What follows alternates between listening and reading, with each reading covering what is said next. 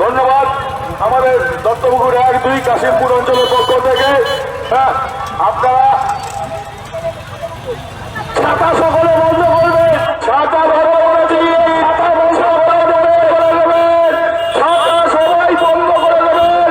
হেলিপ্যাডের পাশ থেকে কাইন্ডলি আপনারা একটু সরে যাবেন, কাইন্ডলি আপনারা সরে যাবেন। একটুখানি মানবো, একটুখানি একটুখানি